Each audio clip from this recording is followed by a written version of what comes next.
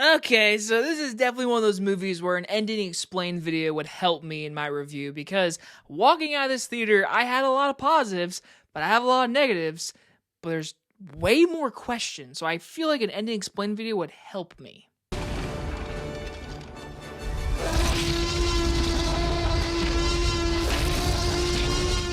Opus stars Edebiri and is about a writer travels to the compound of a pop icon who disappeared years ago. From writer and director Mark Anthony Green, in I believe his feature debut, we are talking the brand new A24 movie, Opus. So I saw one trailer for this movie one time, and it looked pretty good. I love Io from The Bear, and the movie's A24. I'm always intrigued to see what they can do.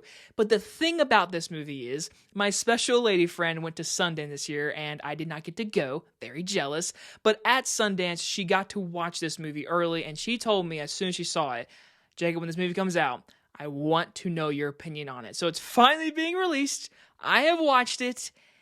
And this is the definition of A24, okay? So you got style, intrigue, weirdness. Maybe you want to watch it again, because Opus, like I said, I walked out of this movie with a lot of questions, but with some positives and some negatives. So, of course, let's get straight into those positives. First things first. Man, if this is his first time directing, what a freaking great job. I mean, this movie is so well directed.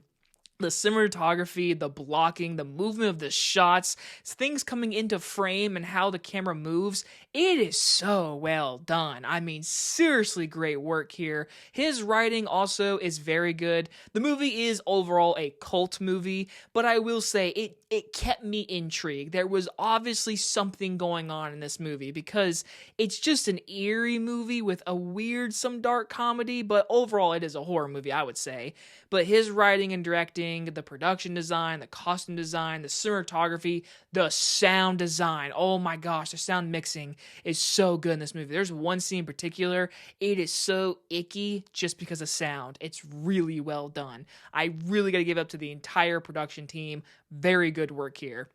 You also have John Malkovich playing this pop icon, because in this movie, they make him like bigger than Michael Jackson. Like, they make him huge, and he's releasing his 18th album, and when you get to this place, I mean, he is just like super weird, super hippie, super despicable, kinda, and then when things are revealed, you're like, oh yeah, you're pretty fucked up, and he plays it great. John Malkovich, fantastic. He is so good in this. So good. He steals the entire movie. But he also has Edebiri, which, sorry if I said her last name wrong. She's from The Bear. I've always loved her. She proves in this movie she can lead a movie. And she's the character that the audience can, like, pull for. She's the one that's like, hey, yeah, fuck this, I'm leaving. This place is weird. She's the only character that in this movie you could really pull for. Everyone else, you're like, you, I don't like you, you're weird, what are you doing over there?